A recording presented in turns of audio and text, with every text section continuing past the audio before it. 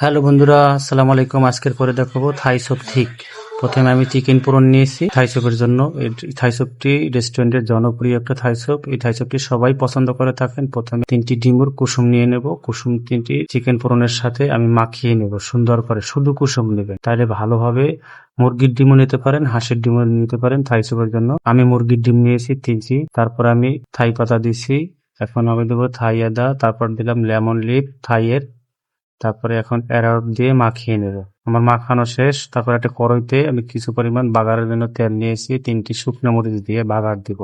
সাথে একটু গার্লিক দিলাম ফ্লেভারের জন্য। অবশ্যই আপনারা এভাবে ট্রাই করবেন বাসাতে। তারপরে আমি বাগার দেওয়া শেষ। পানি দিলাম একটা 1:3 থাই সুপের পরিমাণ। প্রথমে লবণ দিলাম 1 টেবিল স্পুন, তারপরে 2 টেবিল স্পুন চিনি দিলাম।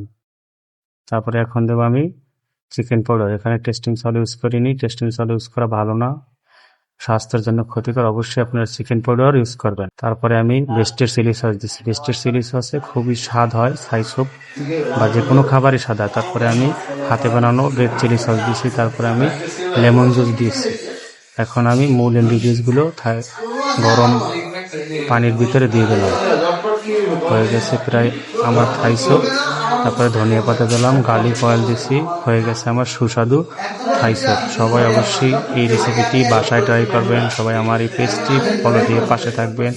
লাইক, কমেন্ট, শেয়ার করবেন। সবাই আমাকে নতুন নতুন রেসিপি পেতে অবশ্যই আমাকে হেল্প করবেন ইনশাল্লাহ। আল্লাহ হাফেজ।